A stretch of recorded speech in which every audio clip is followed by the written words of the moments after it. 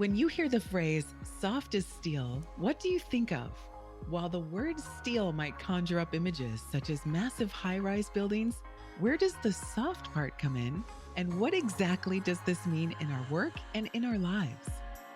Welcome to the Soft as Steel podcast with your host, Dennis Duran, featuring engaging conversations with a wide range of industry leaders around soft skills, how we practice love, inclusion, social justice, and compassionate leadership that's everlasting in the workplace. And now, here's Dennis Duran. I've been looking forward to my conversation with today's guest on the Soft as Steel podcast.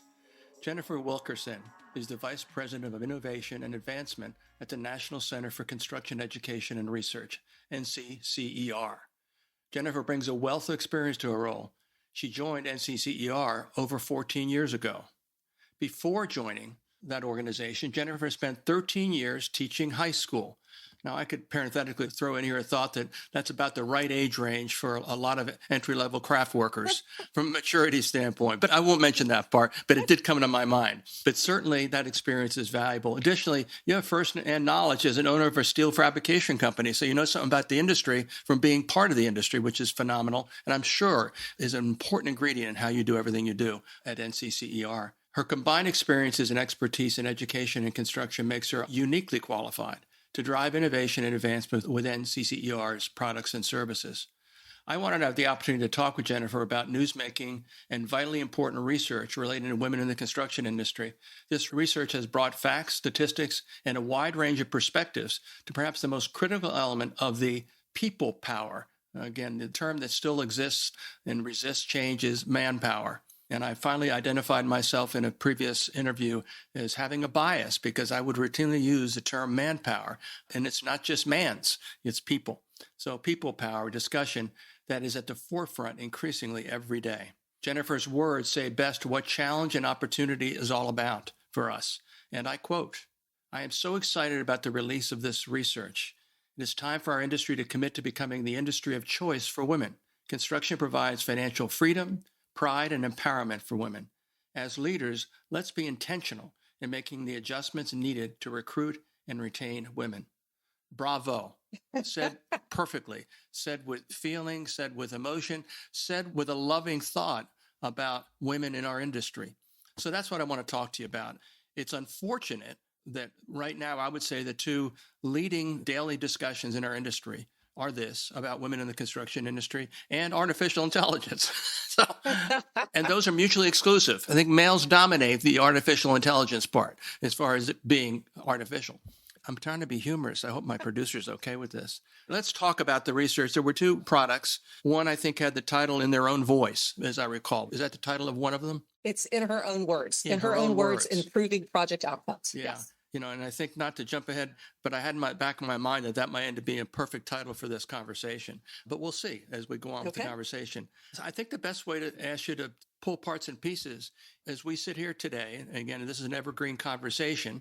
Hopefully this podcast will be listened to by folks for, months or years to come. And interestingly, that has been happening over the first 2 years of my podcast. Suddenly it'll pop up a few views from a podcast that I did nearly 2 years ago. That's great. Tell our listeners, our audience, where you think we are based on the cumulative research. Where are we now? How much progress have we made? And how much farther do we have to go? So it's a very general and broad question, but I'm sure you have something to say about it. Yeah, it is. It is. We're heading in the right direction. It's not large gains right now. I think that one of the things that's important to remember, although we talk about 11% of the construction industry being women, that includes office staff, engineers, administration, leadership there. A lot of what we did and what we focused on in our research was the field side of construction. And so when you go to talk about that, when we started the research, only 3.9% were actually tradeswomen, those that are in the industry with a particular craft, a particular skill that they were providing. And it got up to 4.2. So we're going in the right direction. Obviously, we have a long way to go when there's 51% of our population are women. And we talk about a workforce shortage all the time. We talk about workforce shortage in the construction industry for over 30 years. But right now, when we're looking at it and everyone is competing for the talent that's out there or the people that are interested and want to learn something, I think it's vitally important for us to remember the 51%. And so, like I said, I've had a great time over the past year traveling around and talking about this. I will say for 14 years here at NCCR and being in the industry with our business, I do think that there's a shift happening. I really do. I see it. I talk to people that are doing very intentional things at their organizations. So again, we're heading in the right direction. Mm-hmm. Unless you're reluctant to be specific, does as we sit here today and as you've been traveling and talking to people, do any organizations, either contractors, union organizations, or other kinds of organizations, stand out as being strong advocates, having a tremendous amount of investment of time and energy in their initiatives? Anybody stand out? Wow. I would say just talking to contractors, one that impressed me in a conversation was Turner Construction, and some of the things that they've done there. Throwing around names, like I feel like I've talked to so many people and I'm probably going to leave somebody out that's committed, but there are large organizations that have talked to us about coming and doing case studies with them, that they're trying to implement some of the suggestions and the recommendations that we've made through the research that come directly from the tradeswomen. Bechtel, I know we've talked to Bechtel and they've been very interested in that. Worley, Turner Industries, a lot of people, again, I think people are heading in the right direction. I think we are seeing the commitment from the top. And that's what we needed, right? Like we needed buy-in from the top to say, this is a culture shift for us. This is a change and we have to train people. So I think there's probably a lot of organizations. I know I recently spoke to a young woman from Hensel Phelps, Cabry, and her company, Hensel Phelps, very progressive and doing a lot of things to really not only for women, but just inclusion in general. And I love the statement that she made about our industry is she said, we need all people, we need all skills. The construction industry is ultimately the inclusive industry. We just don't say that. Yeah. That's and I can hear her saying those words. That she, again, I've had the pleasure of having a conversation with her, and frankly, it was I was awestruck. Absolutely, and she continues to have a good and appropriate presence in things like LinkedIn and other places. She's a bright star for sure. And actually, she was one of the people that mentioned you to me. Just as a coincidence. That was kind of her. Yeah, and it's interesting you mentioned Turner. And again, my purpose here is not to try to do any unsolicited promotion for any contractor or other organization, but it's interesting because they have taken this to another level. With the creation of a position referred to as the Director of Environment, Social, and Governance Strategy.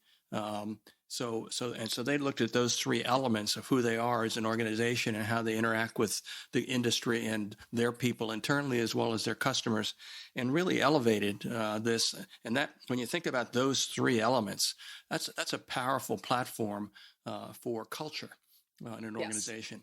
And in fact, I just literally saw that today, and I'm looking at my notes from as I do my spying on the internet, and I saw that, and I said, I got to write this. I think her name is Jennifer Davey, is a woman's name there, and she's now on my hit list to connect with and potentially talk with, because again, they're doing some great stuff, and they are huge, obviously, in the industry.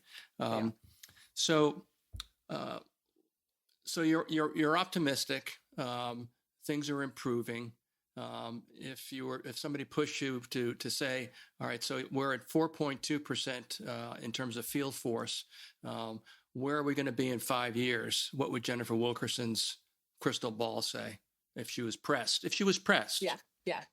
Well, of course, I would love for at least 50% would be there, but I would love for us to strive. How many years did you give me there? I gave you 5. You gave me 5. I don't think it would be far off saying that we could get to 15%. I don't think it would be. I think we could. There's just an optimism and a, I remember when I first started going to some of these meetings 14 years ago, and there would be three of us at an association meeting. And I go now, and it has just grown. And there's young women showing up. I went to Groundbreaking Women in Construction by ENR that they put on. There's 750 people there. I just really see this groundswell. And I believe that it's this commitment. Whichever organization, Granite was there. Granite has an incredible program too. I just feel it. And I don't think that would be unrealistic. I think we could do it. And here's the other hope, and what I've seen, Dennis, that I really love is you've probably seen these articles about the tool belt generation, that they're calling Gen Z the tool belt generation, because we have this whole group of young people that are coming out of COVID. They experienced that. They look at college debt. They want to have meaningful work. They want to be in a team environment. And there's a lot of them choosing construction, skilled trades in general, manufacturing, automotive, whatever that is, because it's meaningful work, especially in construction. We don't do enough to tout. We're building the hospitals. We're building the schools. We're building the churches. We're building places that protect people, house people, and bring them together. And I just think, I think that if we stay with our roots and our commitment on things that we do in our industry, that this is a very positive sign. Yeah, so well said. It's I had a chance to have a conversation with his title, I believe, is Executive Director of the Canadian Building Trades. And he's tucked in under the North American Building Trades. It's run by Sean McGarvey. Yes. And we had a wonderful conversation a number of months ago. And one of the things he said is that we, as an industry, and you're part of the voice of the industry and the role that you play, and it's a critical one. I mean, the programs that you folks have developed and are disseminating are game changing. And he said we need to be telling a different story about the construction industry. And I think that story is more around the kinds of things that you're mentioning. When you talk about enthusiasm. Again, are you seeing it firsthand and, let's say, more spontaneously from the very senior leadership of organizations? Because I know you come in contact with a lot of them through the work you do and by attending things like Groundbreaking Women. And by the way, that's actually where I found Jennifer Davey, because she was one of the speakers there. So that's how I found her. But are you getting a sense as you interact with, again, in the C-level leadership in major organizations, contractors in particular, general contractors, that and a large percentage of them at the C-level are still men? Again, I don't. It'd be interesting to do a slice. Again, the notion of total 11 field force 4. In that 11%, what's their percentage in terms of C-level people? Now, I know there's some wonderful CEOs across the industry that are women, but again, my guess is it's still a small number. So we have to continue to rely on the interest and willingness of senior leadership, predominantly white males, to see their industry differently, and to express the vision. To motivate people, inspire them, not to resist, but to embrace differences, because that's really what it boils down to, isn't it? When we're talking about just, people are people, humans are humans. They become lesser in either one of those categories based on how they actually behave. But if we start with, that's one thing we have in common. We're all human beings, but we also have another thing in common, that is we're all different from each other. I talk about this quite a lot, and because I think it's almost too simple to say it, but it's striking in terms of the effect it has. That simple acknowledgement that something we have in common with every other person we encounter is that we're different from them. Why then is that a problem, as opposed to simply being a piece of information that helps us understand other people? Your thoughts? Yeah, I think that what happens is people are comfortable with what they know. So I'm very comfortable with the group of people I've worked with all this time.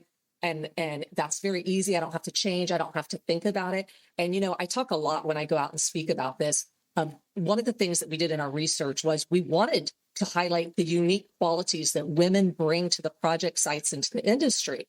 And some of what that is that, number one, we found out from their supervisors and managers that because they may not have the physical strength, that men have or the experience in the industry, they really rely on the design documents and the processes. And they said, you want someone to follow something. Well, you have these women on those project sites and they are like definitely following the plan. And I always equate this to, look, I don't know about you, but my husband, we buy something and he starts putting it together. I'm the one with the directions. I'm going, wait. Step one, first you need to find, and he's like, Jennifer, let me just put this together. But that is something that makes us different and makes us a better team, because he may get to some part of it and then go, what's going on here? And I can say, well, I read this section. So I think that's one of the things that women bring. I think another important thing, and we know attention to detail, like people have talked about this forever. Absolutely. Women are super organized. They're detail oriented.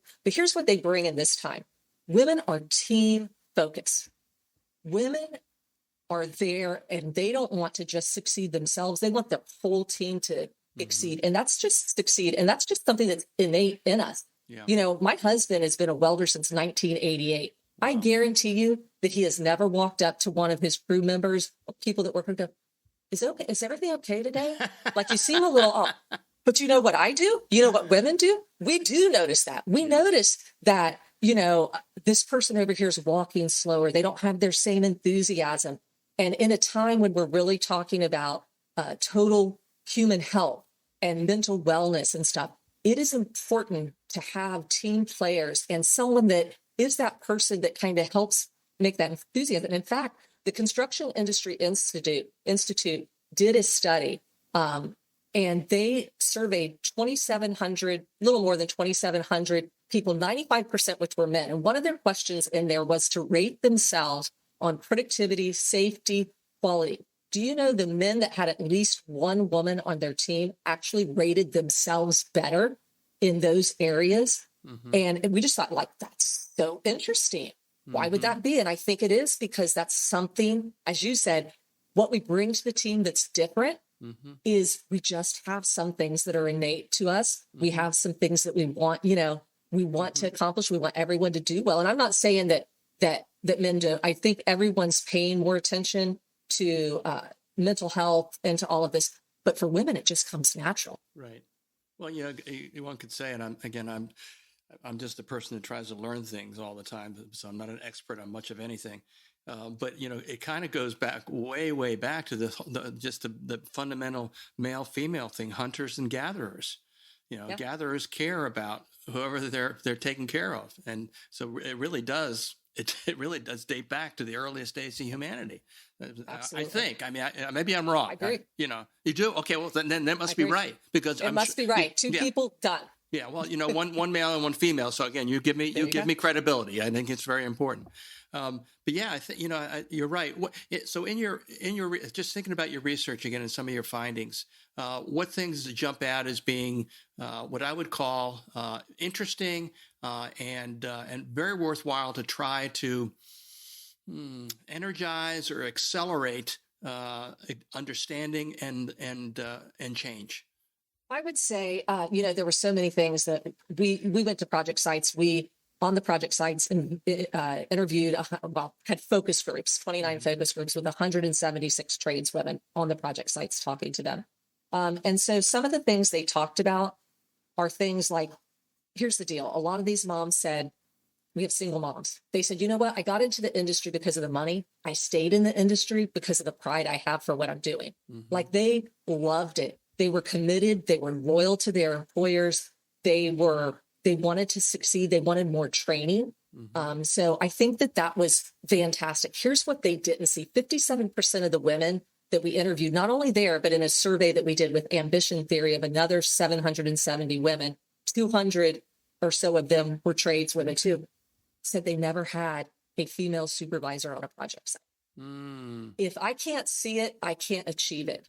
So if I want training and I'm loyal and I want to do things and I want to grow, but there's no women out here in the foreman role, in the superintendent role, in the project managers that come to the site, then it's really hard for a woman to see the opportunity in our industry. So I think one of the things we have to do is be very intentional about identifying, and this isn't about, you know, meeting any quota or doing anything. If I'm telling you that women are team focused, they're detail oriented. They follow the plans. Aren't those the qualities that we want in our leaders? So identify these women and give them that pathway. And I think if we could see more women in those roles, then more women would do that. You just want, where you go every day, you want there to be opportunity, and you want to feel like you can grow with your company. And I think that's something we can do really big. I think there's other things that we've talked about for years of accommodations and helping with moms. I think construction's going to have to get out of this mindset that everybody has to start at the same time and everybody has to end at the same time. I think we have to start thinking about shift work and the fact that women, we have plenty of women that said, look, I can't be there that early, but I can stay late, or the opposite. I can be extra early and stay. I think we have to start thinking about flexible time on our job sites, and how we do that. And manufacturing's been doing this for years. Why does everybody have to be there? Now, everybody from particular trades may have to be there at the same time. Everybody, obviously there's opportunity. I mean, there's instances where we need representation of all the groups, but I think it benefits everyone if we start talking about shift work and flexibility there. But at the same time, they said, I need to know my schedule. Like I have childcare. I have, and I think this is for men too. There's a lot of men that are taking care of their children that need that same opportunity. Yeah. No, I agree. And I think that may be one of the hurdles is to be able to see differently how we can plan and schedule. See, I just started to say how we can schedule people. I was going to say manpower. I mean, again, I'm calling myself out, and I probably should write a post or something about this. Put some sticky notes around. I'm going to do something because again, it's almost Freudian. But I've been in the industry for over 40 years, and when I think about people in the industry, field forces, the term we use is manpower, and that simply is no longer correct. So Dennis, you got to get your act together. So you mentioned flexible schedules. You mentioned the realities of childcare, first and foremost. Still, again, in a traditional sense, the expectation is that's a woman's thing, but it is changing, and that will continue to change. I think you also mentioned in one of the studies, and I apologize because I was doing a number of things reading over the last couple of days, but I think we talked about the difference between mentorship and mentoring and sponsors and sponsorship, and I think it's so important, and I think the distinction is important because in my view, and again I want a detailed reaction to this. In my view, the difference between mentoring and sponsoring is that if you're sponsoring someone, you've got some meaningful skin in the game. Because you're standing behind this person, say, this is a person we need to push along. This is a person we need to send that training. This is a person that we need to delegate more responsibility to. That person happens to be female. I may be a male or a female, probably more likely a male. And so do I want to step up and take that on? Is that a fair way to look at it? And if so, why is it so important that we deal with that? Yeah, I think this is really important. And ambition theory, as I said, we had done some research with them, and Andrea Jansen and her team have done a great job of really making sure to define this. Everybody needs mentors. In fact, as an industry, the apprenticeship programs that have come through construction, we're about mentoring. Like, you want to pass that on and you want to help people. And I think we have a lot of that. What the difference is, invite me to that meeting, invite me to that dinner, invite me to this, and be my advocate when I'm not in the room. Mm-hmm. And I think that's what people need to understand. That sponsorship is, I'm sponsoring this person. I am dedicated to helping this person, not just mentoring them and teaching them the skills and giving them some books and doing this. But I mean, there's plenty of times that we've heard the stories about, women talking about themselves and another person that was a male that was in the industry at the same level they were, and they see opportunities go to the men before they even have an opportunity to show they can do it too, or they want it too. I had someone talk about two young project managers, male and female, started working for the same company at the same time. Both had great skill sets, and the woman was placed on an easier project, and the man was placed on a more difficult project. And then when it came time for the next, okay, who's going to be promoted here? Well, we need the person that got the experience. It was real. Well, why not me? Right. that I think that we have to start thinking about that. And again, we have to be intentional about our sponsorship too. Yes. Because like I said, I want to be involved in all of the parts of the business and understanding it. And I want to know that someone has my back. Yeah, I agree entirely. The two thoughts pop into my mind. One is to say that, and I know you know this well. The construction industry, in terms of organizations, companies, is largely dominated in terms of individual companies by small businesses. Yes. And so when we talk about mentorship and sponsorship, apprenticeship is very well ingrained, certainly in the culture of unionized construction.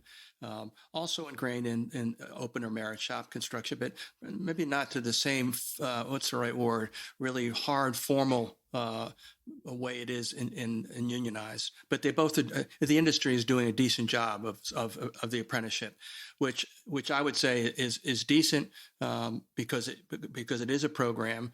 People are getting paid to learn. They're immediately connected with the contractors, so the opportunity for them to receive virtually from day one the most significant and generationally traditional form of training, which is on the job. Because again, we're talking about executable skills, physical skills that they have to learn, and some of those are now extending into learning how to use use keypads in a different way, use remote control devices, and all that kind of stuff. We could talk about that as well, but I'll kind of let that one sit aside. But the other thing is that when we talk about bringing people along, at the operations level, it's about the sponsor.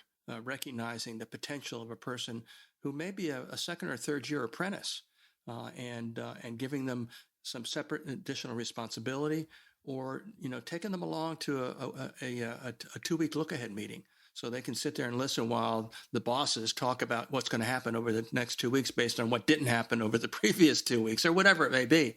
So it's those kinds of things, bringing them into places where they may feel uncomfortable. But if the explanation is, I want you to be exposed to this, what a great idea.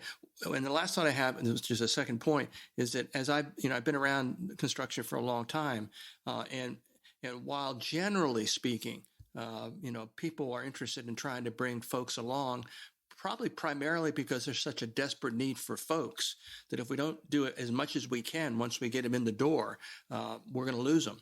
But we still there's still a veneer of resistance by my generation, principally, and I'll identify as I'm a baby boomer, so there's not many of me left. So in another few years, you're not got to worry about me and others.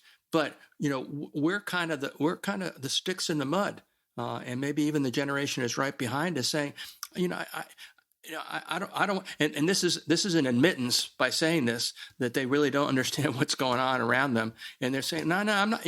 They need to figure it out on their own. I got my job. I want to make sure that I've got my job, which is super silly to say it kind of crass way, because the last problem that anybody that's capable has in the construction industry is being able to keep a job, because we need people.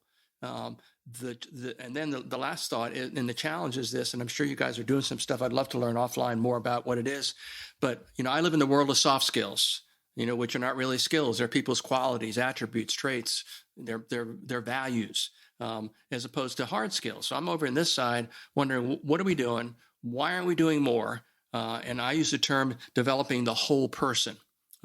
We do a good job of developing the person as far as the technical core and the competency skills around skills, doing the job.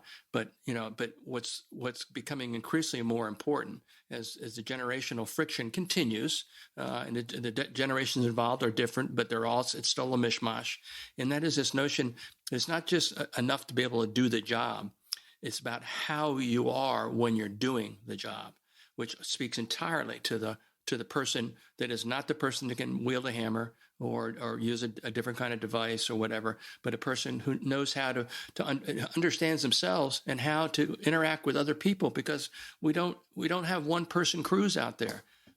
Team is, there's no I in team, that kind of trite thought. So what are your thoughts?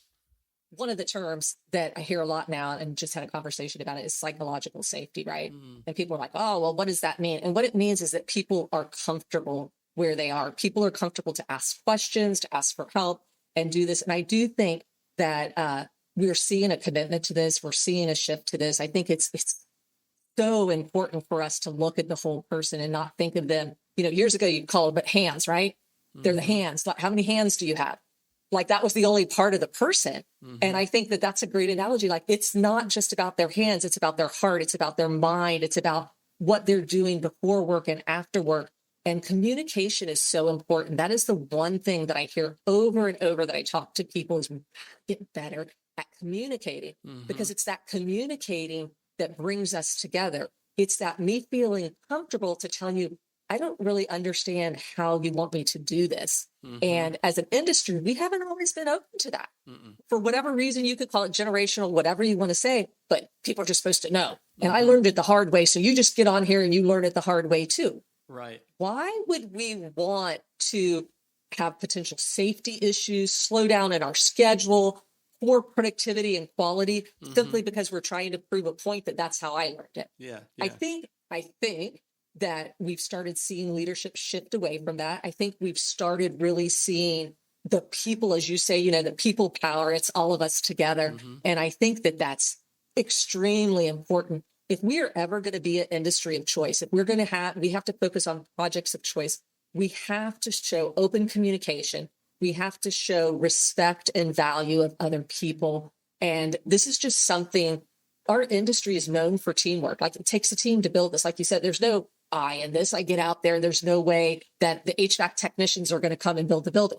And there's no way the pipe fitters are going to finish the whole plant. I mean, it takes all of us coming together. And I think it's communication, it's respect. It's about valuing the skills of other people and asking questions and telling them and not being hard or crass if they don't know the answer. Like it's better for us to say, oh, I didn't realize you didn't understand that. Here, let me explain and talk to you about this. I think that's where training comes in. And I think companies have to commit to excellent onboarding, orientation, and training, because there are people that come to these project sites that may have never been, they're eager, they want to do it. We need people. Guess what? If you scare them off day one with the onboarding or week one, we can't get them through 90 days, then we're not going to have people in our industry. So I think all of that's important. I love the fact, talking about the whole person. Yeah, I think that's where it's going to happen.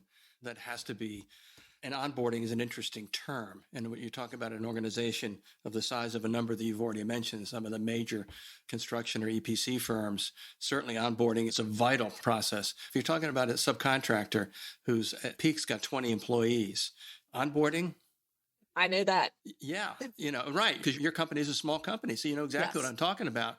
But that's not an excuse. Right. There still has to be attention given. For a small business, if your complement at peak is 20 people and you drop back to 10 in off season, those 10 people are pretty darn valuable. And if you're not teaching them how to get along better with each other by putting value in understanding personalities, communication as a process, those kinds of things, they're never going to develop. No. One of the simplest ways to reduce anxiety, and again, mental wellness is being talked about. Anxiety and depression are chronic in our industry, along with addiction and suicide.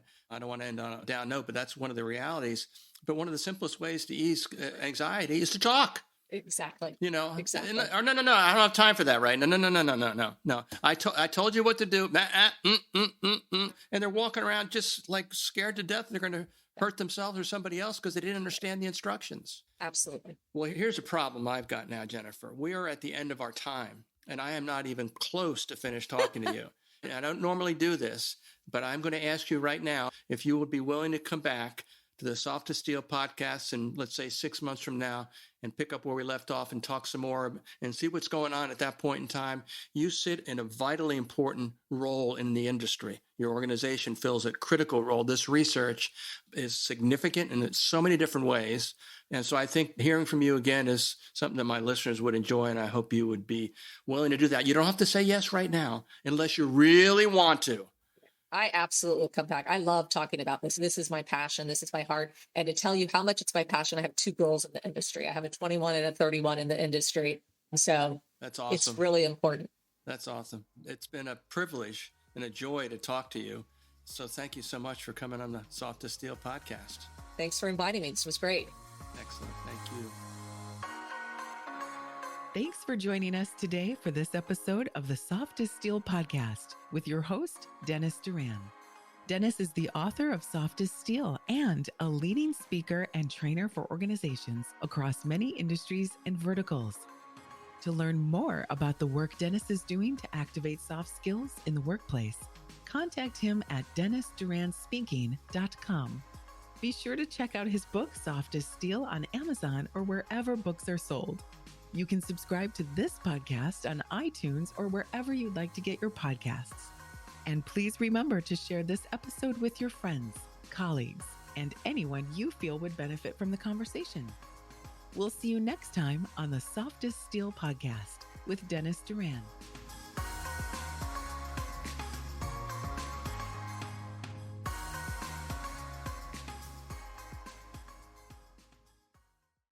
Produced by Audavita Studios. Connect your voice to the world.